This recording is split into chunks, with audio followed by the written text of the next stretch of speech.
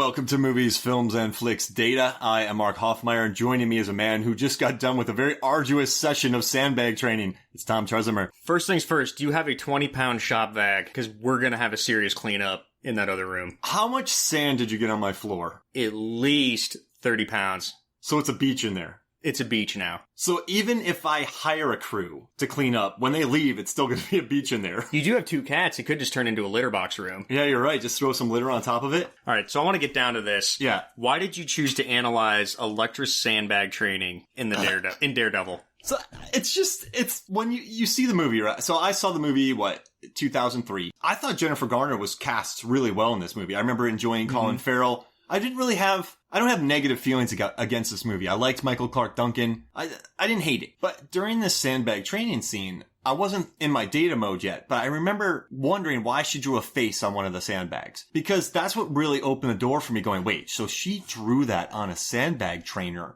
Did she draw it beforehand? Did she rig it to the hoist, draw it, and then have the hoist take it back up? So that was me way back in the day thinking about this movie. And as I got into my data again, I've been rolling for a couple of years when I made this movie, when I tackled this movie. So I just thought, you know what? I'm going to cover this sandbag trainer, because if you watch the scene, if you go to moviesfilmsandflicks.com, you will see the article. It's entitled Analyzing Elektra's Sandbag Training Scene in Daredevil. You watch this scene, and you were laughing. So you were just reading the article, and you were laughing because this is the most impractical room to do a sandbag trainer in. It's incredibly impractical. It looks like a dining room. Yeah, it's like a massive room that you hoist. I'm thinking about where you host events. It's not a dojo. This is where you bring your hoity-toity, high-class friends and family to have a dinner party with. Yeah. This isn't where you would rig sandbags and then cut them to pieces. Now, the crazy thing is, you remember on Batman, that really long table? You picture that table being in here in dinner parties, like a Downton Abbey type thing. To set up these sandbag trainers, I just started thinking to myself,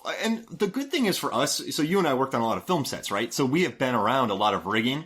We've been around a lot of speed rail. Every soundstage has rigging on the top. But the problem is, I knew that this needed speed rail. So I looked at the room and I decided that she needed 290 feet of speed rail, right? And that's because the room is probably like 20 feet by 30 feet. And At least. I tracked how far she moved. I think the sandbags are about 5 feet apart, right? So during this training, and also during the making of documentary of this, they showed the whole set. So I got to count and see how it was set up. It wouldn't be set up like that in real life. But I just thought, they're not going to build a permanent rig in this room for her sandbag training. It's not practical. I mean, who's buying the sand? Unless she doesn't have any friends. It's true. But I just thought they'd probably put up speed rail, right? And rig it to the ceiling. Yeah. And then each of these sandbags had to be part of an individual hoist. Mm-hmm. Where if you look at a lot of playhouses or you go to a lot of stages for plays, you'll notice that there's individual hoists for a lot of these. So each sandbag is... Basically, I wanted to tackle this because... It's got to be on its own individual pulley system. Yeah, it's on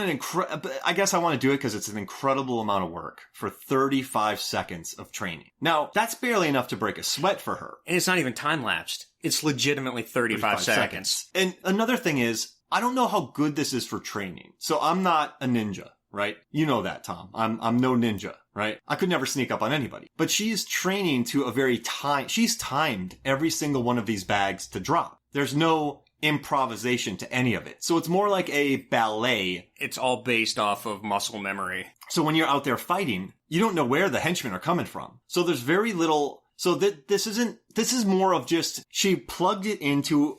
So I think there's a Pelican case inside of the room that controls all the hoists. And they're all on remote timers. Mm-hmm. And she set each timer. Hooked up to some sort of computer system. Yeah, and it's just a Pelican case. It's got to be run digitally, yeah. And so she plugged in all the timing for this. No one is setting this timer for her. So she's there setting it up. So she knows when each one is going to drop. And I just kind of thought to myself, that's not the best way to train. Also, I kind of thought each bag I said is about 10 pounds. And in this training scene, she takes out 13 different sandbags. Oh, so there's 130 pounds of sand on the ground. Mm-hmm. After these. So who's cleaning it? They just open up a whole lot of questions. It's a can of worms at that point of what is going on. Who's cleaning it up? Who rigged it? Mm-hmm. How is it timed? Is she pushing the button? Is it timed off of Evanescence's song? Yeah, bring me, because it's a whole, drops.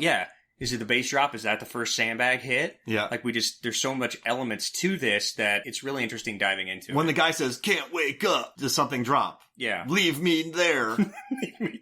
Wait, cut the bag.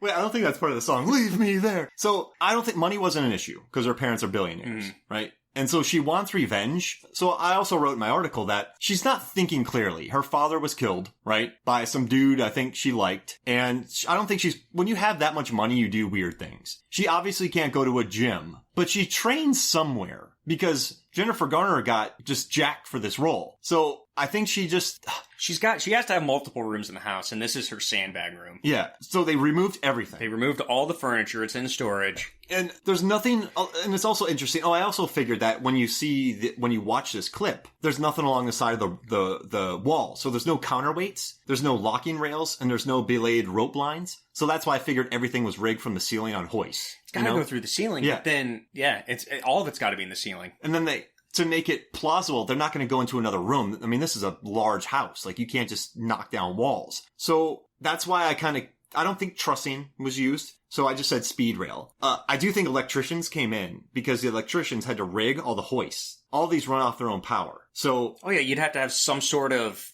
rigging grips to rig the speed rail. And they couldn't, in terms of film crew wise, Yeah. If she's finding people, out there in the real world to rig this stuff, you got to have some sort of grip to rig it, at least a 2-3 man crew. Then you're looking at 2 or 3 just electricians to be able to mess with the electrical stuff behind it. And this is an older home. I don't think all these hoists would work in one socket. So they had to beef up the electricity. She's probably got like an external generator outside. Think of all the ampage. Yeah. You can't just plug those into one. They're running power from somewhere else. And in these old houses, I don't think that's that. No, there's it not becomes that a much. fire hazard. Yeah. So they couldn't get scissor lifts into the room because it's not base level. So you can't get a scissor lift in there. So they had to ladder all this, which probably is crazy. 10 to 12 foot. 10 to 12 foot step ladders to do all this stuff. That's a lot of manual labor for 35 seconds. And then, so there's more, and then there's more bags left. So I think she has 2 settings. I think she does a 35 second, and I think she does another 35 second. But then she has to go reattach 20 sandbags, 200 pounds worth of sacks. So who's buying the sand? And I'm looking at these pictures, and it's interesting that these sandbags don't have like eye loops and hooks. Like, they're all knotted. They're tied, like bow tied to the rope. Yeah. She's not tying those. So then do you have like some knot expert come in? Because those have got to be good knots. I mean, you think about those sandbags falling, 8 to 10 feet, the inertia and the gravitational force coming off those sandbags. Those knots are holding those sandbags. Like, there's some serious ingenuity behind this setup. And the way that they drop, there's no bounce. Mm-hmm. So when they drop, they don't go, like, when you just drop something, it bounce like a bungee. It doesn't bungee. Though these things are timed to drop perfectly so the sandbags don't bounce. That's true. So so they said, how long does it take to drop this without a bounce? So they had to plan that out as well. They had to measure all to her height.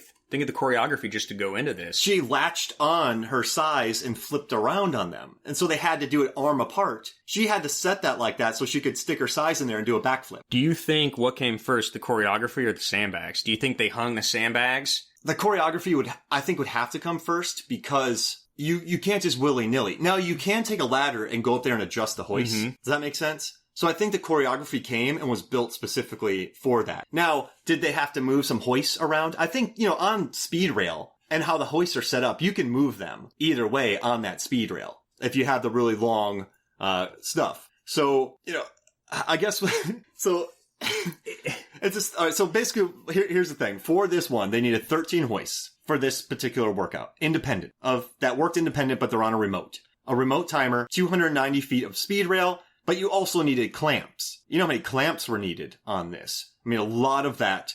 2 clamps on timers to release the sandbags that swung. So you have to have a clamp holding one of the bags at an angle for it to drop. Does that make sense? So you had to plan those out specifically so they look like that. Then you need 130 pounds of sand, a shop vac, 1 red Sharpie, and her shoes had to be slip proof because sand. Yeah, you start sliding on that sand. It's probably hardwood floor. What do you, like ballet shoes? Probably. I mean, actually, I'm looking at her feet here. They might just be black Nikes. I don't know.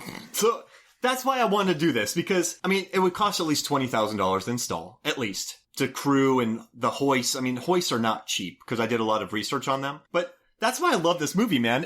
Is that including probably the $10 an hour for a janitorial staff to come in at the end and sweep and clean all that stuff back up? I mean, wait, do buff they out the floor? You're walking on all that sand. You're gonna scratch up the hardwood floor. well, they could. I guess they could reuse the sand. They could reuse the sand. You still got to pay somebody to clean it up. So when she goes to bed, does the cleaning staff get up and clean this? Because that's gonna mess up this floor. Oh, it's gonna total that floor. And if this isn't a mansion, that's old flooring, right? So that's the whole thing. I just wanted to. I broke down everything. I figured out the speed rails. I figured out the hoists. So I tried to make this as practical as possible, and I think I did, because you can see it in your head right now, right? Yeah. But that's what had to happen to build this for her. So I just kind of love that this 35-second training scene needed this much work. Yeah, not to bash on her training session. Everyone works out their own way and does their own thing. And she does want revenge. But it is a lot of work for a very brief 35-second scene. Is this for herself? Is there somebody that we don't see that she's impressing? Yeah. Like, I don't... Again, like, you know, she's revenge motivated, but that's a lot of work for 35 seconds. And when I trained for MMA for a long time, I used to box and I used to do all that. And so they would have me doing, what's the training where you just go balls to the wall for a minute? Interval cycle training. So I would go balls to the walls on something for a minute and a half. Then I would go to another thing for a minute and a half. This 35-second workout it's not going to push you cardiovascularly. How angry would you be if this was you?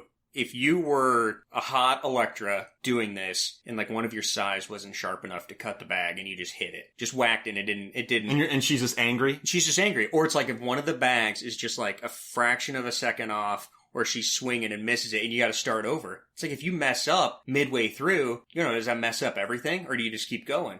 Yeah. Do you reset? Like how much practice did she have to go? At least did she have to do to go 50, through this? Right? And then to make sure everything's perfect. A lot of takes. It makes more sense to just have a bunch of swinging bags, because then you got to dodge them. If you get hit by a 10-pound bag, it's going to hurt. It might knock you out. Yeah. So there's no danger to this, and it's only 35 seconds. So it's not like a great cycle training. I would love to live in the world where, in the movie, we don't see the perfect run. We see it mess up, and then that's it. And then she's just like, training's over. Damn it! And then she goes and continues. Because if you have 5 bags of sand on the ground, you can't start over. Maybe she has a blower, and she just blows the sand out of the way. That's how I do it. She just got a leaf blower in there. Yeah. She just throws it on. It's like one of those big backpack ones. It's better than brooming. Yeah. She just blows it into the corner, and that's where the cleanup crew... And the bags are there, too. She just pushes it out in the hall. We just figured this out. She just takes a blower, blows it in the corner, and then starts scooping again, and then ties them back on. Then resets it. I mean, it's got to be at least an hour, hour and a half. I love it. But that's why I love this scene, man, and that's why I loved researching it. So I actually, it brought me back to the day when we worked on film sets, and, when you work inside a soundstage, you see all this crap. So it kind of brought me back to that. But yeah, no, this was fun, man. Any last thoughts about this? Yeah, I wish I could do that. I might go buy some sais and move some crap out of the dining room when I get home and try to set up. We'll see what the wife thinks of that. She'll love it. All right, so thanks for joining me. So for me, Mark Hoffmeyer, and for Tom Tresmer, this is Movies, Films, and Flicks Data. We'll see you next week.